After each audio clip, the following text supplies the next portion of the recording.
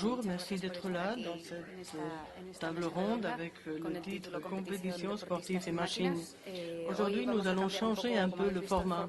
Au lieu de le diviser en deux grands volets tout à fait différents, nous allons le faire suivi.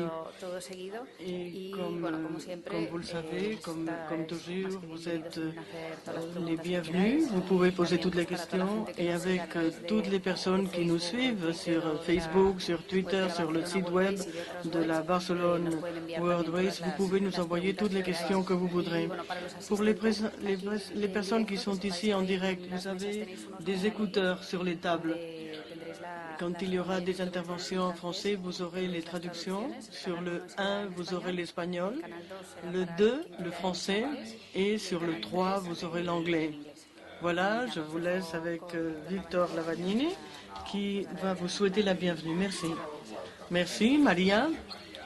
C'est notre quatrième convocation de la Fondation. Nous avons parlé de la navigation à deux, ensuite les énergies renouvelables, la troisième, changement climatique et porte des glaces. Et aujourd'hui, comme Marie l'a dit, nous avons changé un peu le format. La Fondation Navegation Oceanica de Barcelone veut toujours être dynamique et active et elle est pionnière en Espagne dans ces débats qui nous occupent.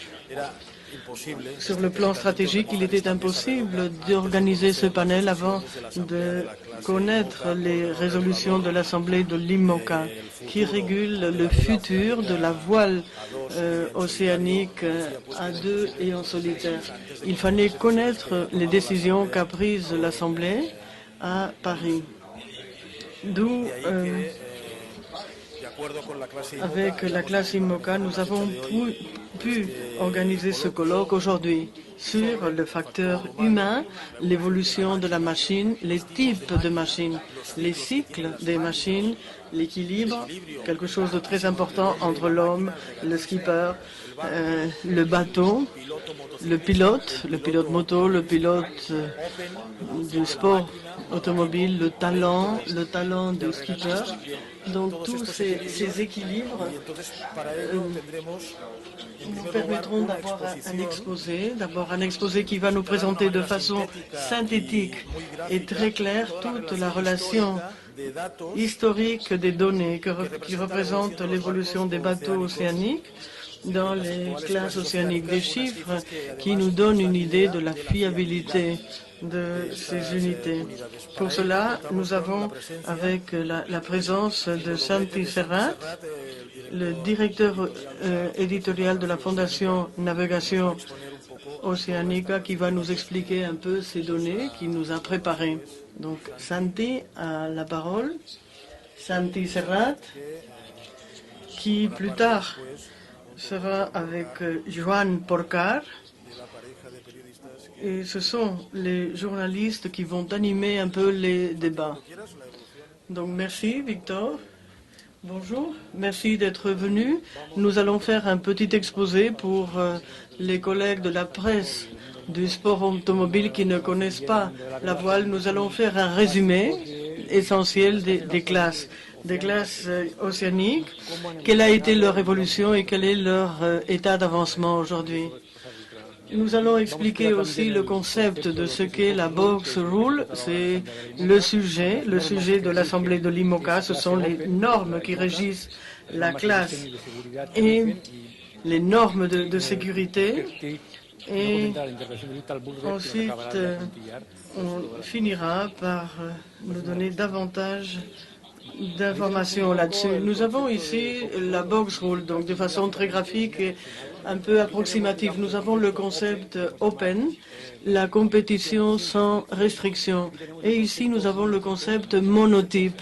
C'est la compétition sur des bateaux structurés de façon très exacte.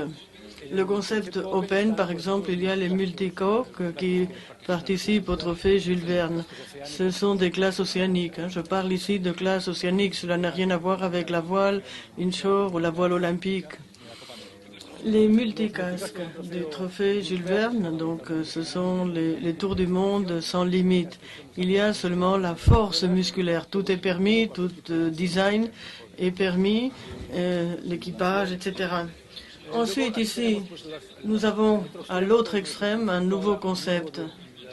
C'est le Volvo 60 et le mode 70. C'est un peu une classe, un design unique, structuré. Ce sont des bateaux qui sont tous égaux, qui sont identiques. Et ici, nous voyons un peu la relation entre les deux extrêmes. Il y a les classes open comme l'IMOCA, la classe Mini, Orma, l'ancienne Volvo 70. Et ici, tout cela bouge dans des normes qui se rapprochent davantage du concept open ou davantage du concept monotype. Et ici, vous avez un peu l'évolution de l'IMOCA. L'IMOCA est né comme une classe open. Donc, il y avait le premier Vendée Globe sur ces bateaux. C'est un crédit agricole. C'était un concept tout à fait ouvert quant au design.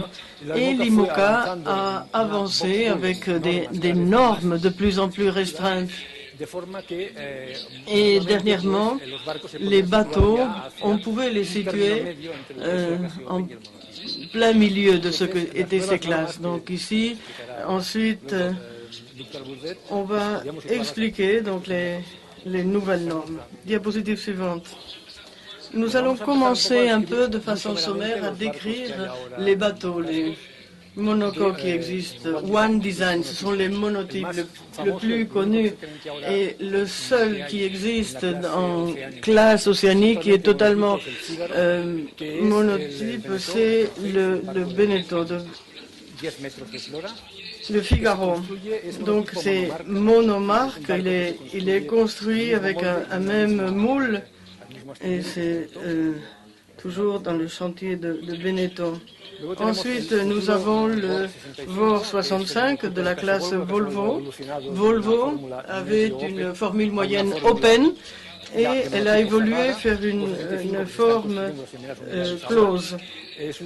C'est une formule qui a un design de phare. On va garantir que tous les bateaux seront identiques. C'est le premier tour du monde en monocasque, monotype, identique, rigoureusement identique. Et ici aussi, nous avons une évolution de l'or. Donc il y avait avant des bateaux qui ont disparu en 2004-2005. C'est aussi un monotype exactement pareil. Donc ils sont construits dans des chantiers différents.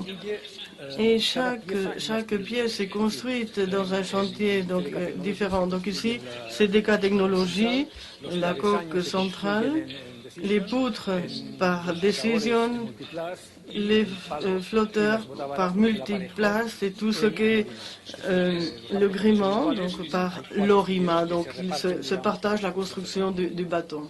Diapositive suivante.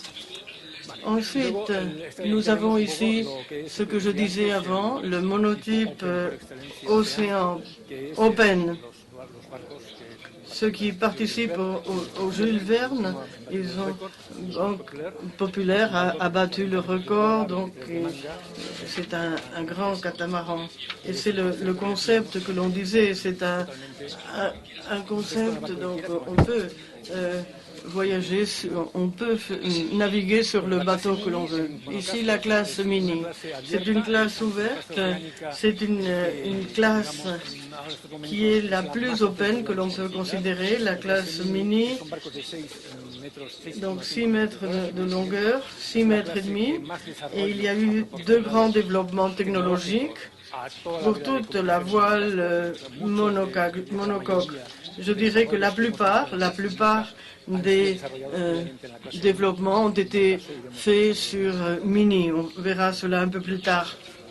Et maintenant, on va commenter la classe IMOCA et son évolution. Vous la connaissez presque tous.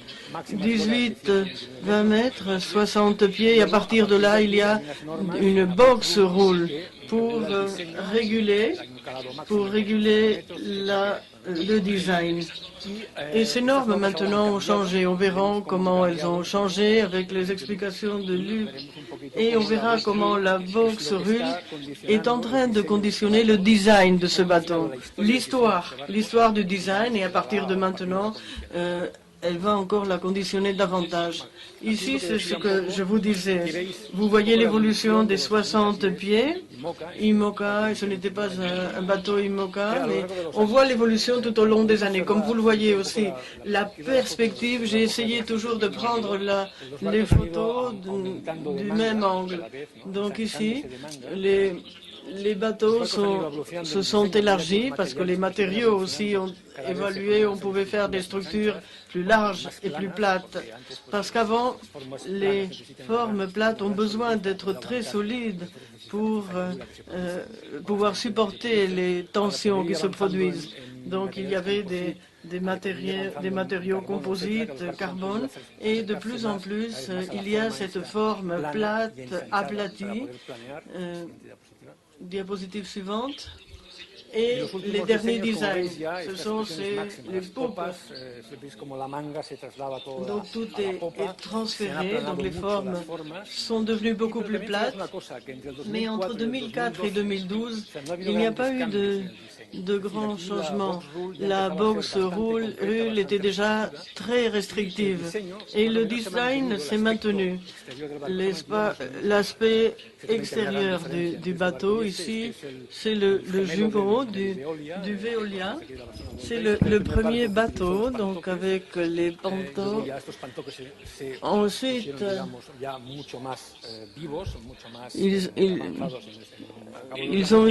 ils ont été privilégiés. Donc ici, ils sont beaucoup plus marqués.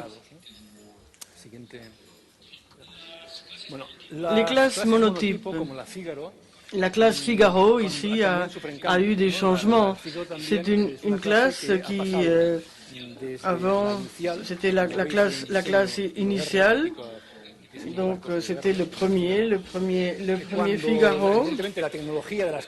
VOR, et les classes monotypes ont dû s'adapter aux nouvelles avancées en matière de design et de technologie. Ici, en 2002, il y a eu un concours de design. Et regardez que cela ressemble beaucoup aux avancées. Donc c'est un bateau qui est beaucoup plus puissant. Donc le passage de cette formule à celle-ci implique un changement dans le design. Donc tous les bateaux doivent partir d'ici. Et c'est ce que comportent les classes monotypes. Diapositive suivante. Maintenant, nous allons parler des données finales, des dernières navigations, donc de tours du monde. On voit ici un peu l'évolution des abandons. Donc ici, ce sont les tours du monde de classe IMOCA. Vendée Globe et Barcelone World Race. Il y a les abandons et en vert la participation. En jaune, les pourcentages des abandons par rapport à la participation. Ici, la ligne rouge vous donne l'impact des abandons. Ici, pour le Vendée Globe de 96, il y a eu de grands abandons.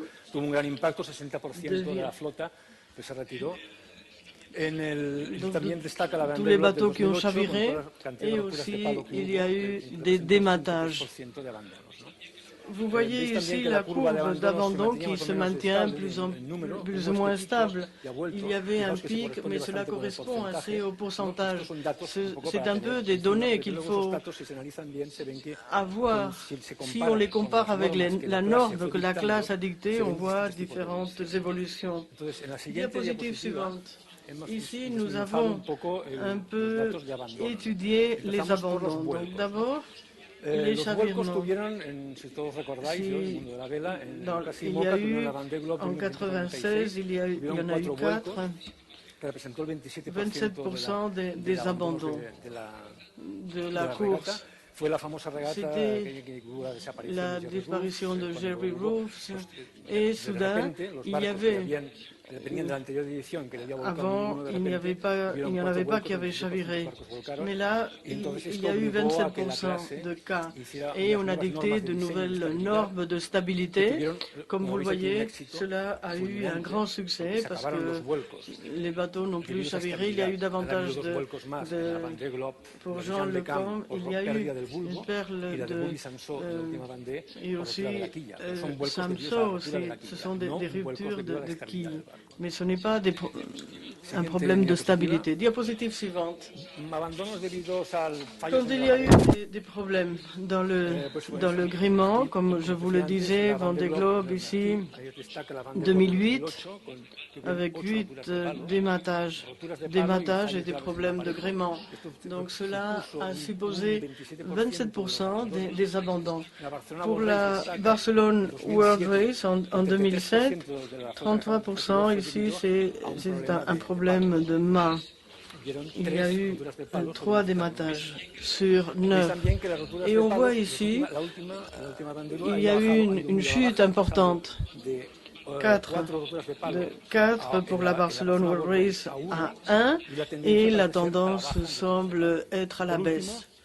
Et enfin, les quilles. Comme vous le voyez au début, elles n'avaient pas de problème. Ici, il y a eu les quilles pendulaires, ici les quilles inclinées en 96.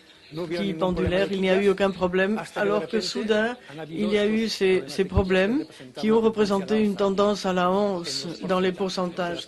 Donc il a commencé à avoir des problèmes à partir d'ici.